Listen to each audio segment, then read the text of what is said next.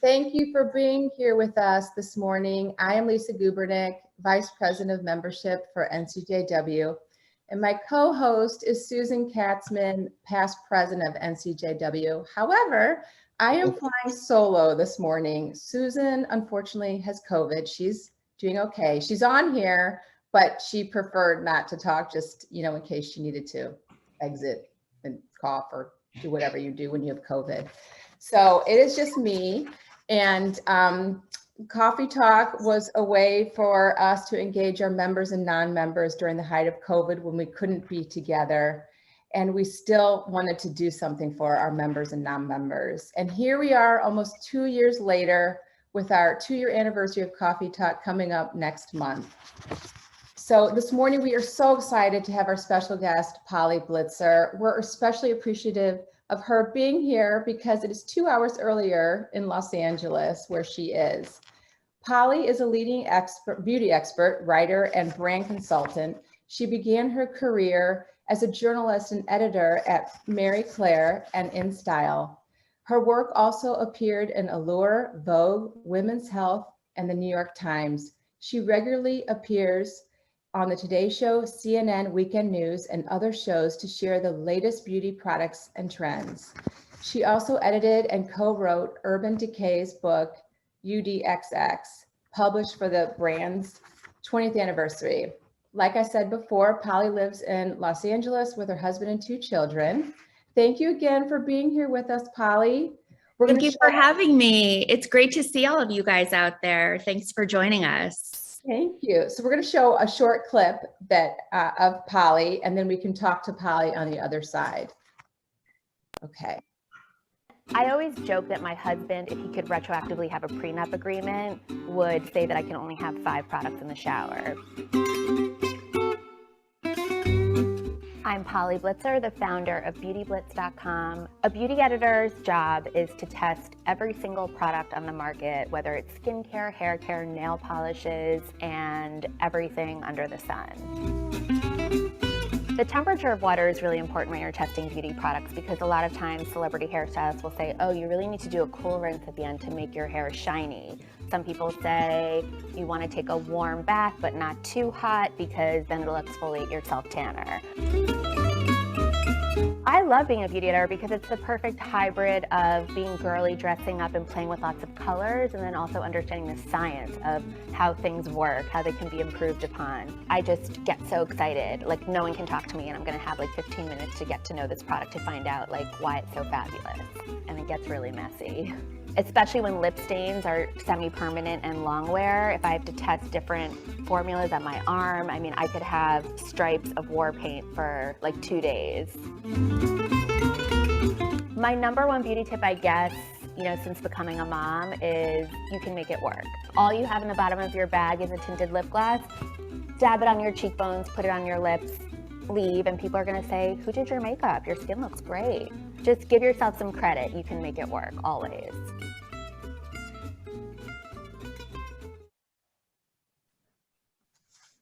Thank you. Thank you again, Polly. Sure.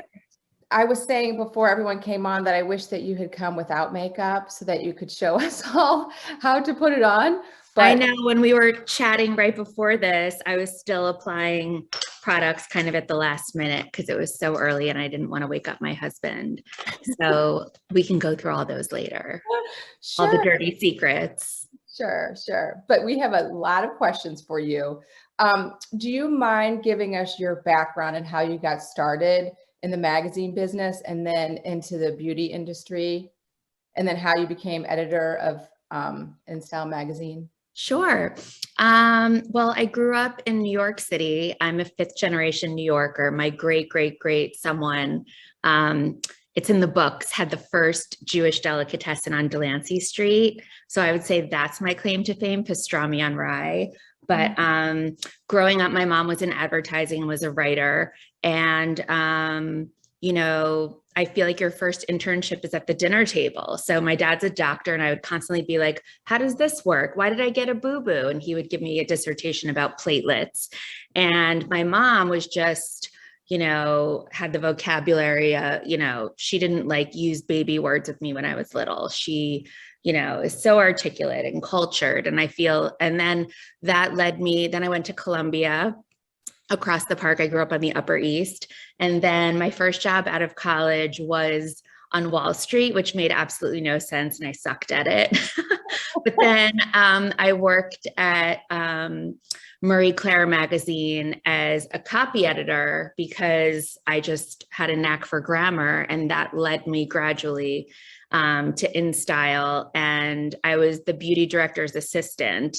And so I took a salary cut down, but it was like, that was my heyday of my life. Do you know what I mean? Like every day I would come in, and it was InStyle, the three good magazines back then that like every brand wanted to be in were InStyle, Vogue, and either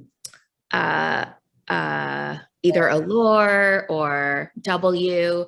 But she would get hundreds of packages and deliveries of new product launches a day. And they always came with like some kind of amazing gift or whatever. But Kim Van Dang, who was the beauty director at the time, was such a great teacher and really, taught me so much about journalism and the beauty industry and, kind of like the underbelly of how it all works. And I was there and kind of like graduated to be beauty editor. And then I saw so much moving online, and I saw that the magazine industry was sort of slow to, beef up their websites and put a lot of attention into them because the advertising dollars weren't there yet. So I stayed on as a contributing editor until, many years later. So I still worked with InStyle, but I started my own company. So that was like such an adventure, but so fun. And because Beauty Blitz, kind of a play on my last name, Blitzer, was one of the first, in that space, the beauty companies all wanted to like test concepts with my company. So it made growing very easy. And I was lucky at, the right thing at the right time. And then I had twin boy. Oh, and so being kind of my own entity, brands were like, do you want to be in this commercial? Do you want to do this? Do you want to do that?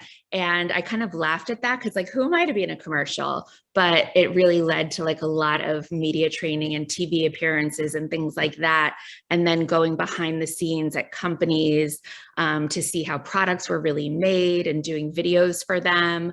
And really getting like a 360-degree view of the beauty industry. And then I had twin boys in 2012, who they're 10 now. And I still, kept it up, but I thought I could just throw on my, tall heels after 3 months and, pound the pavement. But, once you have babies, you want to spend more time with them. I still kept it up. But then when we moved to LA in 2016, I really scaled it back to get settled in a new city. And then at that point, influencers were such a big thing, and everything was a hashtag Kardashian. And brands started asking me if I would write for them. And that was kind of full circle doing editorial writing, but for brands, because the people on the marketing side didn't really have the background to write in a way that feels editorial and natural. And then magazines started folding. So pretty much all of my old school magazine editor friends work for brands now. And that's just the nature of the business. And so I wrote a book for Urban Decay, and I work with NARS and, did projects with SnL and Lancome and some skincare brands. So it's been a fun, wild ride, but it's great. And I look forward to sharing some insider tricks with you guys. Definitely want that for sure. Is there anyone that mentored you, do you feel like, or that you in the magazine business or in the beauty industry, or anyone that you admired in either one? I have two. One is kind of like getting my editorial chops. I think that like my first mentor was my mom, because she was in advertising. I grew up like, sometimes being on the sets of her commercials and seeing how it all worked. And even if we were at the supermarket looking at the branding of Hershey's versus, some other chocolate bar. And instead of just talking about Halloween candy, it was, the branding of everything. And she's just so articulate and has like a whimsical artist personality. And she ultimately started writing for magazines before I graduated college. So I got to sit on her bed and listen to her closing her stories with her editors at Allure and other magazines. And, anytime I had writer's block, I could just call her and she could get things going. So she was like a journalism, master's degree in-house. And then once I started at InStyle, I learned a lot from that boss, Kim Van Dang. I mean, she would sit and take the time very generously and, go through the magazine and say, this is why this layout works. This is why this doesn't. And she would let me sit in on her meetings. And then there was another editor who's the executive editor of the magazine, Martha McCulley. And, she just, taught me a lot about what makes a good story and how to edit down your ideas for the audience. Even if there's like a piece that you really love in an interview, here's what the audience really needs to make the story a success and resonate with the people who are going to read it. So I've been really lucky. I think that, the magazine industry, old schoolers, because it's so different now. We're just really generous, and fashion editors were such a different thing. All my friends in PR would be like, we love when we have beauty client events because the beauty editors are so nice and they eat. That's funny. That is funny. Sorry for my long-winded answers. Oh, I love your long-winded answers because then we get to hear more information that we might not necessarily hear. So when you worked on magazines, you were sought after to test beauty products and then promote them. So of all of the variety of things you've done, what is the one thing that you most enjoyed? Was it working on the magazines? Is it just, being able to write whatever you want on your blog? Or that's a great question. I honestly think that it was when I took a big risk and started my own business, which back then blog was like a 4-letter word. Everyone thought of like the Unabomber wearing a hoodie in the basement and like, who's a blogger? So I was very stubborn about the fact that it was an online beauty magazine, which wouldn't even be like an appealing word these days, and when I started it, there wasn't even an Instagram. It was 2008. And, obviously people had emails. I had an email address in college, but social media wasn't really a thing. Like Facebook was just, Facebook was around, but like not everyone had an account. So it was so incredible to just, be a reporter and a journalist in the same way that I would interview, 4 dermatologists about, the epidermis and what happens when you get sun exposure and how that affects the skin, those same chops to how do you start a new business? Mm-hmm. And what do you need to do? And I would be in the hair colorist chair, and Rita Hazan, who started her business, was like, you have to talk to an intellectual property attorney because you have to make sure the name of your company doesn't, conflict with something that's already trademarked. And I would just like get together with, friends from college that I had helped when they had PR questions and they were in private equity or whatever, and they would teach me. So basically it was like an exciting, thrilling, choose your own adventure book, paving your own way to starting a business in a field that you love.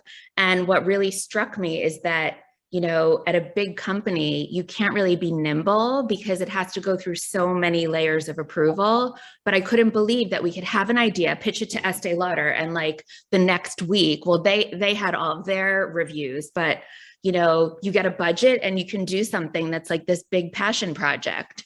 And it really grew and was awesome. So I'm definitely most proud of that.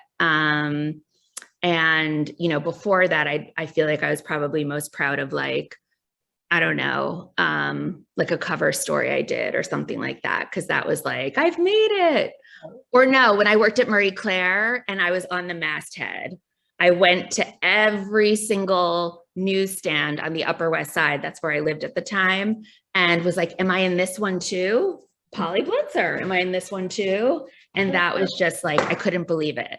So I guess those are three moments. And speaking of your Beauty Blitz blog, we saw that there was a segment called "What's in My Bag," where you got inside information on products celebrities use for their hair, for their makeup, and was there anything? And then you would show what was in their bag and talk about it. Was there anything that surprised you that they actually had or used?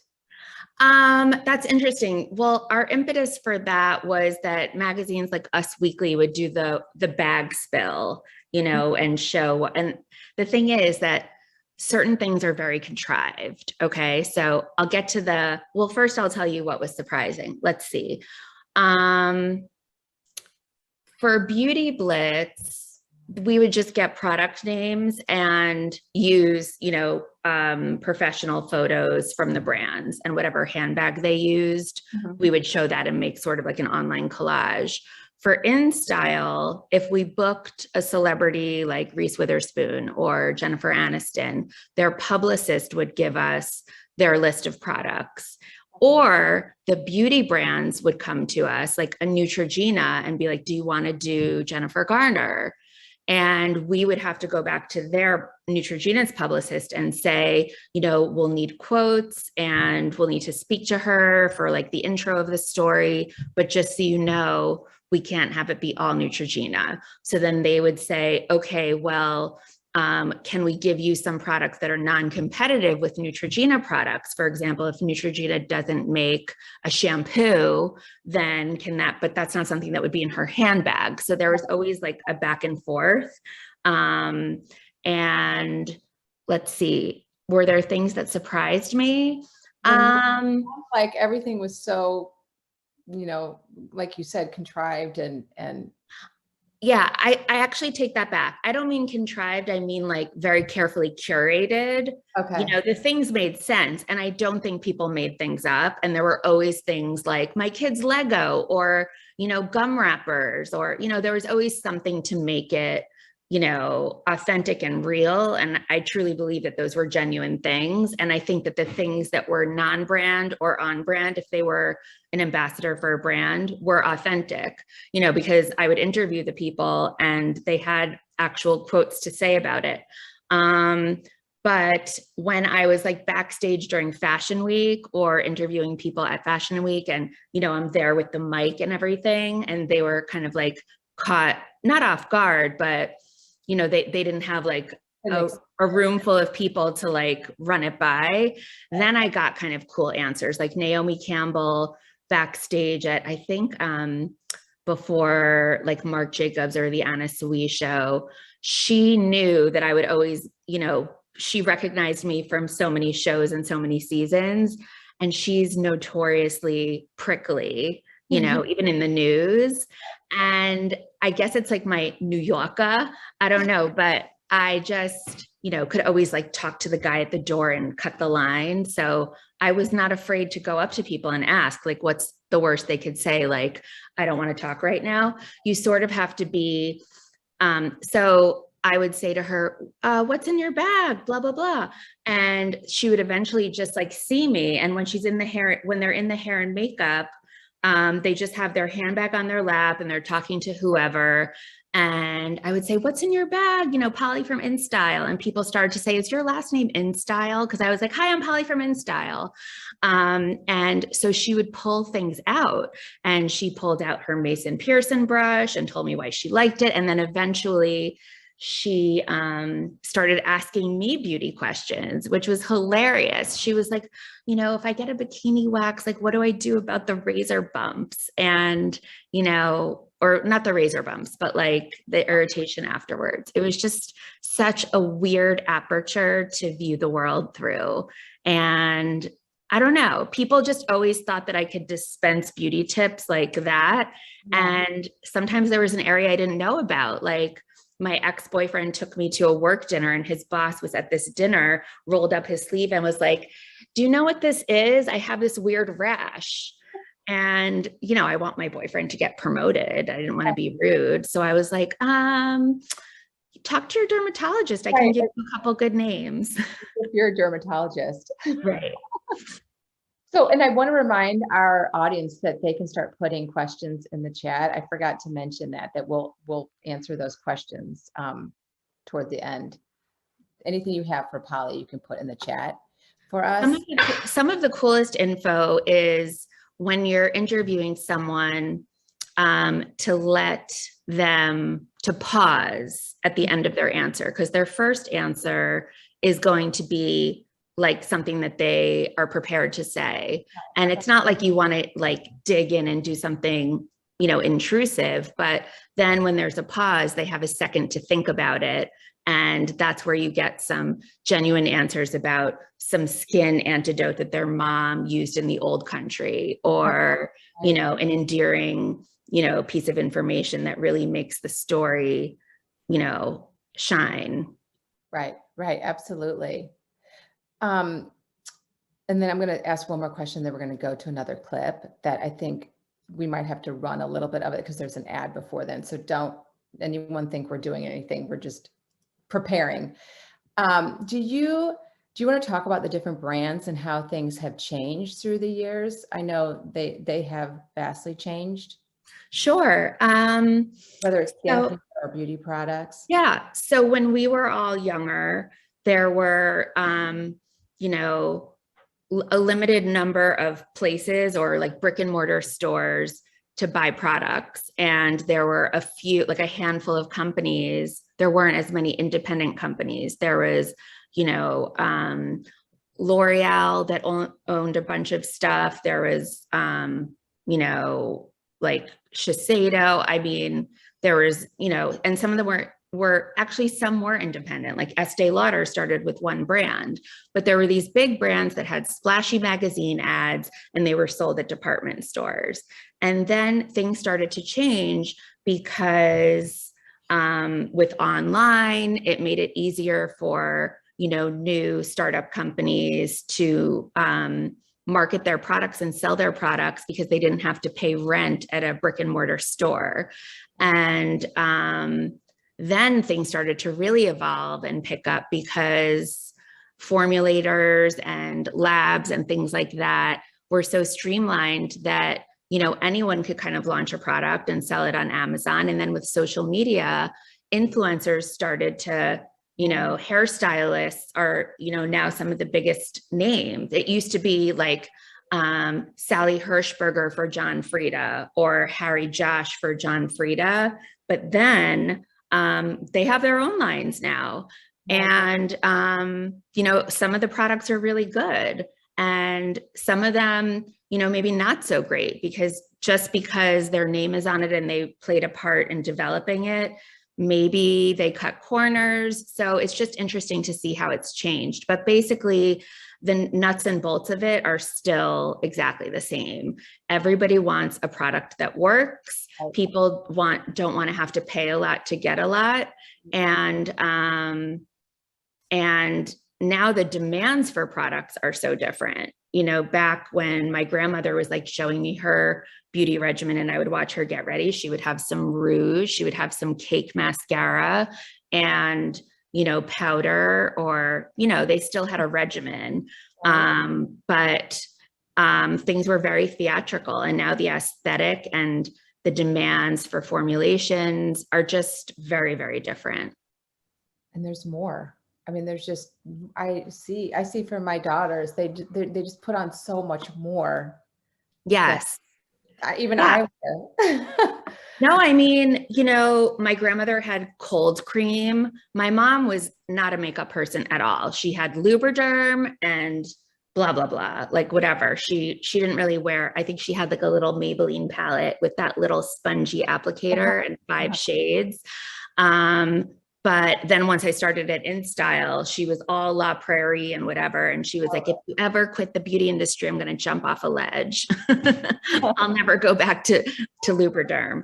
But no, the choices, and then, you know, and then the influence from other countries. So like K-beauty, and having a 17-step skincare regimen, and, you know, having product differentiation. So it's not just shampoo, it's, you know, rinse to protect your highlights. And it's, you know, I mean, there are like 10 different things you could do to your underarms, whereas that was sort of like not even, you know, a big territory back then. No, not at all. Not at all. Brooke Wallace, our trusty Zoom operator, do you mind running that clip? And thank you, Brooke. I didn't thank Brooke at the beginning. I apologize. In your near future. Traveling, though, it can take a toll on your skin. So our next guest says you need to pack some beauty essentials, have them in your travel bag. Welcome beauty expert and founder of Beauty Blitz, Polly Blitzer. Good morning, Polly. Good morning. Thanks for having me. We're so happy you're here. So we'll get right to it. When you get on a plane, yes, you feel immediately all of the moisture is sucked out of your skin. So tell us about the Aussie Flyer Leave-On Recovery Mask and what that's all about. Well, when you travel, it's like you just get ravaged by the actual travel, and by the time you get to your destination, you just look like, you know, you're not ready for the selfie. So this is Lano, the Aussie Flyer Leave-On Recovery Mask, and what it's great for is it's an all-in-one. It's 99% natural. You can use it on cuticles, your face, and it's natural ingredients, so your skin drinks it up. So you put it on as you're boarding? You can put it on when you're boarding and multitask and get gorgeous in the air. That's like the new Mile High Club. Exactly. And you don't have to rinse it off in the airplane bathroom. You just sort of like, you know, wipe off any excess, but your skin really drinks it. Perfect. So another great product to keep your dry, jet-lagged skin hydrated is a product by Bliss. I'm obsessed with this. It's, I think, $12 at Target. It's a spray. It's Rose Gold Rescue Mist for sensitive skin. And it has colloidal gold and rose extracts. You know what's nice? You keep these in your purse. Yes. Give a little, oh, it feels good. I know. I mean, if you're in traffic or you're in an Uber in traffic, you can spritz it and just feel like you're at the spa for a minute. Yeah, it's really nice. The smell is great too. So it just gives you a boost of very sensorial, very affordable, and TSA friendly. Perfect. How about this little pen here? What does this do? I'm obsessed with this because I'm always the person who like skips a highlight. Yeah. So when you have roots, this is L'Oreal Paris Magic Root Precision Pen. It's the first ever pen to touch up highlights. Sometimes you deal with unwieldy sprays. Right. This pen gets even the most pesky, stubborn, that is interesting. Little gray hair, the one that's always like, you can't catch black me. Hair. You get it, and it stays put. It does not slide around. So even during a workout, it's great. Okay, onto a highlighter. It works wonders. Highlighter really brightens your face, doesn't it? If you're feeling tired. Yes, if you're feeling tired or you just lost that dimension to your face while you're in that dry airplane, sometimes a makeup stick that's universal is exactly what you need. Yeah. And this is by Glam Squad. It's known for at-home makeup services and hair services, but they have this Glam Enlightened highlighter, and it comes in 3 different shades, but I almost think it's like adding magic hour with just a stroke. You can put it on your lids, on the Cupid's bow. Before the beach, you could do your collarbones, emphasize the calf. It's really beautiful. Oh, and again, a good thing to travel because it's not a liquid. Here is a lip serum. This is for your chapped lips. Yes, and it's a 3-in-1. This is a new brand called Naturally Serious. It's a 3-in-1. It's called Lip Service, and it's a lip serum. So it gently plumps. It has squalene. It's very hydrating, and you know you can put it on before, during, and after the flight. You can put it on, you know, lip balm, lip gloss over it. It's really a beautiful product, and it doesn't feel slippery or sticky. If you are maybe headed to a big event, a wedding, something like that while you're on vacation, this is going to give you that glowing, radiant skin. What is it? It really feels like you went to the dermatologist or the facialist, but it's in a sheet mask. Oh. This is from Goop, and if it's good enough for Gwyneth, it's good enough for us. Paltrow's It's line. Goop Glow, and it's 15% glycolic acid and fruit extracts, and it's an overnight peel. So basically, you'll wake up looking like you've been to the derm, and no one will be any the wiser. and it doesn't sting. I mean, it really is professional grade ingredients. The last thing we want to get to is nothing worse than when a pimple rears its ugly head on vacation. I mean, really, like that's the worst photo bomb of people showing up in your selfie. Peter Thomas Roth has these. I mean, beauty editors love these. They're invisible acne dots. Stickers. So no one knows that you're wearing this little round invisible thing, but it has salicylic acid, it has tea tree oil that's astringent. Yeah. So it basically antibacterializes and treats the pimple, and no one will know that Great it's on. stuff, Polly Blitzer and her travel beauty bag must-haves. Go to beautyblitz.com. All right, thank you so much, Thank Polly. you for having me. Eric, over to you. That was so great. I think you're muted, Polly. That's a blast from the past.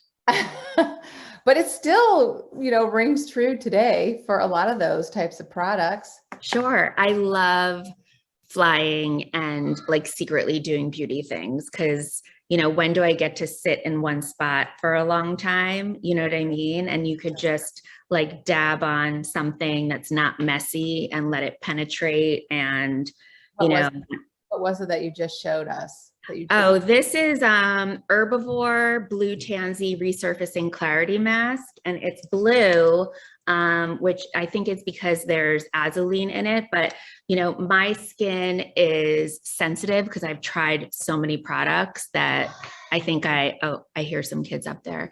And I think from doing so much to it, rosacea. So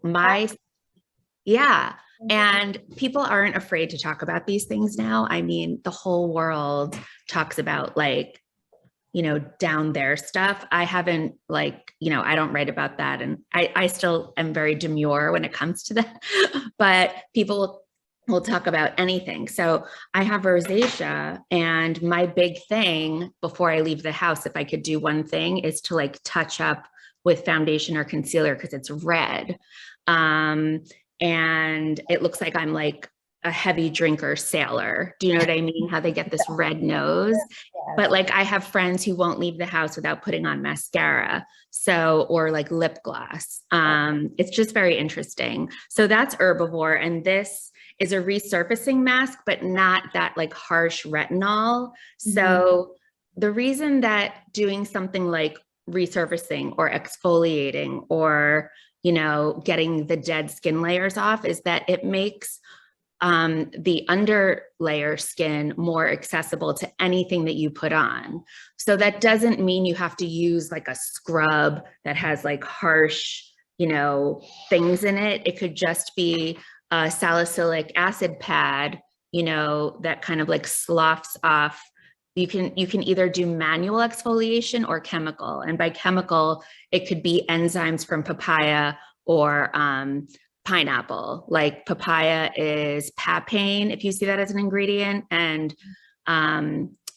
pineapple is bromelain. And what's good about using an enzyme exfoliant is that it will only eat away the dead skin and it leaves the fresh skin alone. So that's good for people who get easily irritated. And honestly, when I go on vacation, I have a papaya in the kitchen right here. After I cut up the papaya, or if I'm on vacation, if I'm in the hotel room, I'll just cut off a piece of the thing and just rub it on for 15 minutes, leave it there. And there is a little bit of a glow. So I digress. No. Those are all fantastic. I did not know that. And we'll have to talk later about rosacea stuff. Yeah. You have been influential in obviously the skincare products. What are your top 5 skincare products you recommend for women over 50? That's a great question.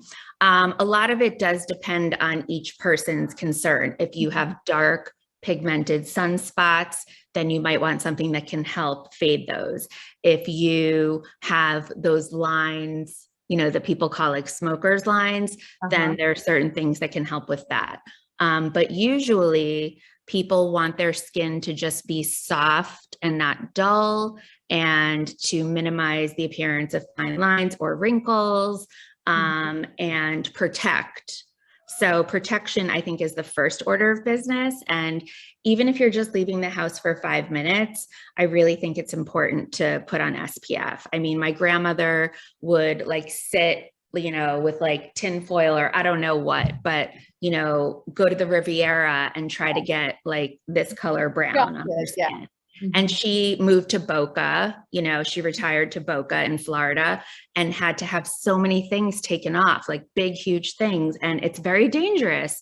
So what I like to do to make it easy, because if something is too complicated or just has too many steps, or you don't like the aesthetic feeling of it on your hand, or you don't like the scent, you're not going to use it, you know? So I like to use a tinted moisturizer that has an SPF in it, because then I get the red thing taken care of and I get an all over protection. And the thing that's not irritating is physical blast. So anything that says titanium dioxide or zinc oxide, those are micronized minerals and those physically reflect the rays. It doesn't interact with your skin to like protect it. Anything that says avobenzone or ends in that is a chemical sun protection factor, and those have to interact with your skin for like half an hour before you leave. So I like these because you can just use them on the go or touch up on the beach. And now the formulas are so cosmetically elegant that it's not like zinc that the lifeguards used to use. There's not a white cast. Like product developers and R&D departments have figured out ways to make it very elegant and you don't have to rub in so much. So an SPF for sure. And then, I mean, I really like, and it's easy to use. So this is, you could get this at the dermatologist. It's expensive, so you don't need to spend this much, but it's called Elastin Skincare. And I like that. I like the delivery system. I like when you can just pump it and easily blend it in. And I like that you don't have to dip your finger in something because then you contaminate it and you don't want to get germs. And then I like this. This is Elemis. This is a brand I did some consulting for, and it's a spa brand primarily. They're based out of London and they were acquired by L'Occitane. So there's another parent company owning something. And you just sweep it on your clean skin and, you know, leave it on for 15 minutes and you feel it tingle. But, you know, for women over 50, I feel like that can help everything penetrate. And then also SkinCeuticals is very expensive, but they have a very powerful and cult product that's their vitamin C and E ferulic acid. Every dermatologist lives for it. You just need a few drops and it just helps repair. The thing about vitamin C in products is that it's not a stable kind of like compound. And so if you have the product for like a few months, the vitamin C will destabilize. So really you have to look for jars that have a dark, something that that natural light can't penetrate just to keep it stable. And then lips. I mean, I can't emphasize enough, like you can get sun damage on your lips, but I also just, you know, your saliva has amylase, which is an enzyme, and it chaps your lips. So that's why in winter in a cold city, when you lick your lips, you're actually worsening it. And also if you wear lip gloss, you can, the sheen of it magnifies the sun's rays and your lips kind of stick out. So I don't know. I get very like annoyed if I have chaps. So I always keep some sort of balm, and then, you know, you can put it on your cuticles. Let me think of what else. To take off your makeup, something that they do in Europe, especially in England, is they use what they call a muslin cloth, but it's basically just almost like not cheesecloth, but it's like linen. And then you can, you know, just go like this and get everything off. So that acts as your exfoliant. And I like cream-based cleansers, but it's up to, you know, whatever someone's preference is. Like now there's cleansing balms. There used to be cold cream. There's, you know, cleansing mousse. There's cleansing oils. And, you know, it really depends on a person's preference and what their skin is like. But anything that foams up, which is like companies always say like Americans like things that foam up a lot, like shampoo, because they think that makes it more effective and cleanses. But you actually don't need those surfactants in products to have them be effective. And surfactants are actually very drying. So it's good if something doesn't have like a foaming sensation. What do you use to take your makeup off then? What do you? I love wipes. And I actually love the Neutrogena wipes. And I also love, I'm not married to one, but I like this Eve Lom. This is a foaming cream concealer, cream cleanser, but it doesn't use sulfates. So this, and in the shower, I sort of just like rub it on and I let the steam do stuff and then just rinse it off. But I also love micellar water. And an inexpensive one, I think I have it over here, is it L'Oreal? Maybe it's Garnier, which is also owned by L'Oreal. And that's an inexpensive one. And I just take it on a cotton round, and basically I do it until I can get one that's clean and doesn't have anything on it. Because the thing that people do, a dermatologist once taught me with makeup remover wipes, is they just go like this and then they're rubbing the dirt all over. So then you take another one and you can like put your finger like this and get in all the little places, and it's not off until you get a clean wipe. Ah, okay. Yes, that's what I see. I see people do that. They rub it all over their face and then they think they're done. Right. Absolutely. So, and somehow you still wake up and there's mascara on the pillow. I don't know how that happens. Yes. And what's your feeling about whether you get what you pay for? Are there things that are, if you go to Walgreens and you buy something versus going to Neiman Marcus, is it the same thing? Do you think that it's better to pay more, that you get more? That's a great question. It depends on the item. For example, mascaras, you never need to spend more than $10 or $12 on a mascara. If you really love what one does for your lashes, then good, stick with it. But Maybelline and L'Oreal have some of the best mascaras on the market that all of my Beauty Insider friends use. And, it depends on your lashes. Like I have short, stumpy lashes, so I need something that's going to extend them and like help curl them up. So I love Maybelline Great Lash. So for mascara, you don't need to spend a lot. And for eyeshadows, I would spend, on the nicer ones, because even if the same company owns, let's say, okay, L'Oreal Prestige and L'Oreal Paris owns Lancome and why am I forgetting? They own Essie, they own so many prestige brands and mass market brands. And the thing is that to get that good eyeshadow payoff where it kind of looks natural and not chalky and it lasts and it doesn't get cakey or smudge, there are different ways to formulate those and even press them in the factory that make a difference. And to get the pigments to look natural and even and easy to apply, you have to micronize the pigments very finely. It's almost like grinding something up, so that it's like, like more ground than a powder. Whereas you tend to get like chunky bits and, it doesn't go on as evenly on the skin when you use a mass market palette. So my kids are up, but so I think for eyeshadow, yes. For things like sunscreen and some skincare, dermatologists who have access to everything have said that they use CeraVe, and a lot of them use Cetaphil, and they get everything. They're ambassadors for SnL and things like that, and they off the record will say that they use those. For things like lip products, I think that if you find one that you like, that's mass market, go for it. I tend to be very sensitive to the smell of things. So a lot of lipsticks in general just like smell gross to me, and it's right near my nose. So I tend to go for glosses.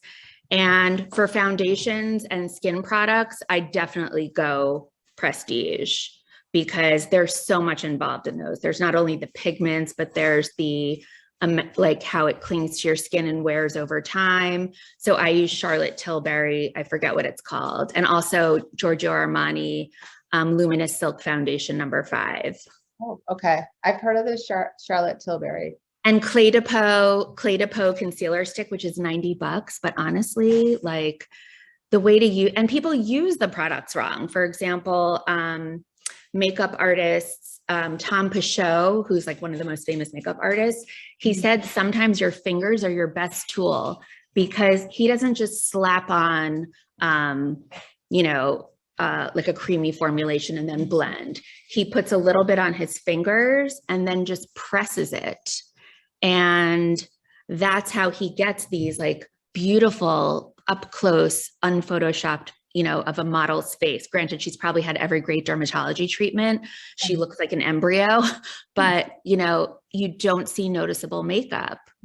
And while I'm here, the things that we can do as we age that kind of like give the effect of a younger look is brightening on the outer corners of the eyes, because those tend to get red as we age. And then also the inner. So if you take a pale shade, just press something in right here and right there. Like some people even sweep foundation up like that, and that instantly takes some years off. Oh, okay. That's fantastic to know. So I'll just ask you like a few more questions, and then I'm going to open it up. There's several questions in the chat. A question that we always ask our special guests for Coffee Talk, 2 things. How do you feel you've made a difference in the world? You're making a difference to me this morning. And what are you most proud of? Although I think you spoke about that earlier. Most proud of actually would be my boys, Sammy and Miles. I'm most proud. One of them is right here. Here, you want to see your face? This is Milesy. Hi. Hi. Cute. I'm most proud of my boys. It's the hardest job in the world, especially having 2 at once. And I'm just like so proud to be a mom. It's so hard. Yeah. But it's worth it. Right. I have 2 girls, so there you go. And then difference in the world. I feel like, how can I claim that I have? But I guess oh, Trixie. Oh, my dog is mad that I didn't say I'm proud. I'm proud of you too. Do you mind giving her a treat? Okay. Let's see. Okay. So, this is a Jewish organization, and I really try to, practice tikkun olam, making the world a better place than when you came. We're all so busy and we all have such demanding schedules, but I just try to be kind, to people. And that's something that I really, praise in my kids when they do something kind, but also you can make a bigger difference by leading. So, for example, and using your influence. So on social media and things like that, I try to post and share things that are more positive and kind, and don't like shut down companies or, say something bad, and, stand up for things that I believe in. And then when I was running Beauty Blitz and I had a team, we would volunteer at Memorial Sloan Kettering Pediatric Cancer Center and do makeovers and nails for the patients. And, the beauty industry can seem very frivolous and superficial. And to a certain degree it is, but it's amazing how, one coat of nail polish can just brighten someone's world, and I love that my kids are growing up in a culture where kindness is cool. Because when I was growing up, everyone was like picked on, and, if you were short, you were called a twerp. And if you were klutzy, you were called a spaz, you know what I mean? And so it's great that the world is trying to be so kind. And how else? Babes, how do I make the world a better place? Oh, yes. I work a lot with charities. And by that, I don't mean, making, financial donations, but I try to do that as well. But volunteering my time and, even at the boys' school, being very involved, because the world is what you make it, and even when things are really tough and hard, you can kind of pick what you have the energy and the time for. But, I'm not really an activist. So, I haven't been to protests and things like that with the recent news, but I try to make a difference in other ways. Yes. And we all agree with you. Definitely. So I want to open it up, and thank you for that. Those answers. Ellen Alper asked, what is the best product to help minimize wrinkles on your face? Great question. Which area of the face? Ellen's going to ask you. You can Forehead. Oh, yeah. This right here. Oh, wait, I can't see. Where'd she point to? Oh, forehead. Okay. So I don't know if there are great dermatologists near where you live, but the best, okay, if you want to just get, it's not Botox, but people call it baby tox. And then I'll talk about non-needle answers. They do just a little bit so that you still have expression lines. But if you want something that's a product, you can do something superficial, which is like to use primers that are silicone based, because those kind of like can cover up, the lines and fill them in a little bit. And then I like things that can help reverse signs of damage and aging. So the SkinCeuticals C and AHA, that's alpha hydroxy acid, I really like as well. Okay. But, to a certain degree, because we make expressions, I call them my, oh my God lines. Oh my God. And then they shrivel up. A lot of it is genetics. And my dad has furrows that are like the Grand Canyon. So some of it is genetics. But you look great. I wouldn't change a thing. And you do not have those lines like you're talking about your father had either. You Somewhere. Not. Plus you're young. So Laura Bolter asked, I've always had very oily skin, but now I have some drier areas. I take after my mom, who, even when she was 80, had very few wrinkles. I never learned a skin regimen, and I feel like I should use a moisturizer now. I'd love to know if you have any suggestions. Thank you. Yes. So oily skin that's can be acne prone is actually feels like a curse when you're younger, but is a blessing in disguise as you age, because it's your skin's natural moisturizer. Do you know what I mean? But if you have combination where it's easing out of oily and getting into dry, then I think you can do things to help blot or minimize the oiliness in some areas and then moisturize the rest. But I would definitely in the evenings moisturize everything, because you want to keep that skin young. And then for the daytime, you can use something mattifying or oil absorbing. And something that Sarah Jessica Parker once told me is that she blots, because when you wear makeup, you don't want to rub it off or apply powder, and give a chalky cast on something that's natural and luminescent. So she would take toilet paper seat covers, those tissue thin things, and fold them and blot, which almost acts as a clean and clear oil absorbing sheet, or those rice paper sheets, that they sell in so that can help on the oily patches. But I can totally relate to you, because I tend to get very sweaty, especially if I do on camera things and there are hot lights. And so I'm constantly blotting, and I feel like it's raining on my face. It's just this weird reaction. Thank you. But those things that you're talking about that Sarah Jessica Parker uses, that does not irritate someone's skin? No, because the things that you pull out if you're at a public restroom, you really just let's just say that this is the thing, and I'm not saying go out and buy some toilet, but you can get oil absorbing sheets. And so let's just say that this is like a piece of that thing. I ripped one in half or whatever. You just fold it, and then it'll be very thin, not bulky like this, and just press like that.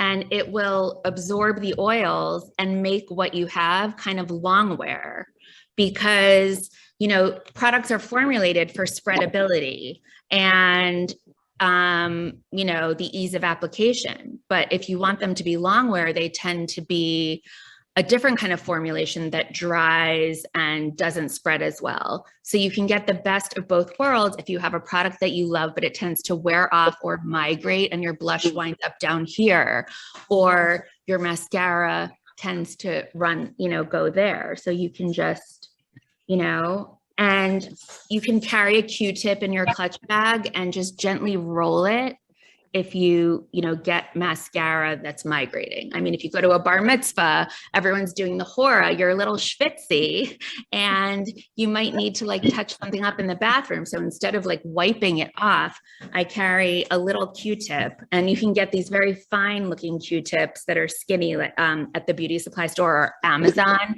but they're made in Japan. And you just really just go like that. And sometimes when you're doing your mascara, how accidentally you'll get some over here. You wait for it to dry, because if you try to wipe it, then you have a black smudge. It's like like a tire track. So the best thing is to wait for it to dry. And then with the tip of a Q-tip, you just take it off like that. Perfect. I don't know. I forget what the question was, but. That you answered that. We have 1 minute and I have to, read something as well, but I'll ask one more question that's in the chat. Any thoughts on Tula? I switched from PTR. It stopped working to Tula once I turned 50 and my skin stays soft and hydrated. Tula is, that's like an all natural vegan brand, right? Who asked that question? Karen Montgomery asked that question. I hear great things about Tula. I have not thoroughly tested their product, so I can't speak, from like my own, experience. Peter Thomas Roth is great as well. My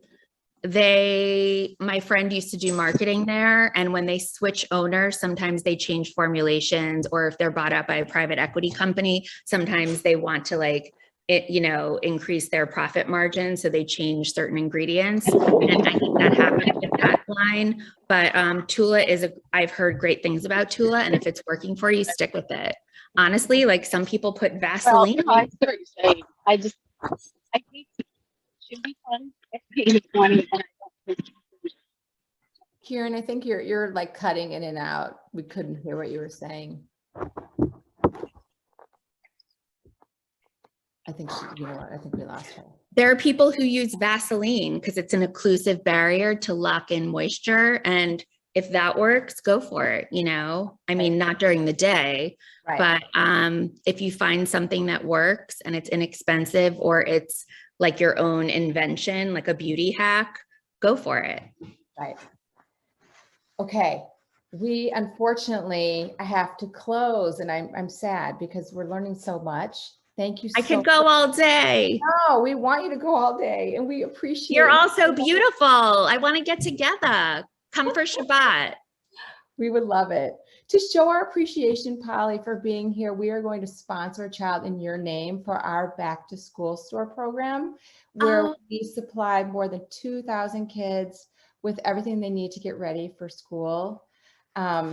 And I want to mention our next coffee talk is July 19th. We moved it up a week. It's our celebration of us doing this for 2 years. We cannot believe it. And we're going to have Cher Denny, who's the director of quality and education at the Blueprint Coffee. And she's going to talk about coffee, and she goes all over the world to buy and test coffee. She's going to show us how to make a great cup of coffee. And we're going to give a special gift for the first 60 registrants for that coffee talk. So I hope everyone will join us. Thank you so much, Polly. It's so meaningful that you do that work. So thank you for Tikkun Olaming Oh, absolutely. We would love for you to become a member. I would love to. We will talk offline. about Okay, it. we'll talk about rosacea. Oh my gosh, absolutely. And NCJW. So thank you all very, very much for being with us. Hopefully we'll see you next month.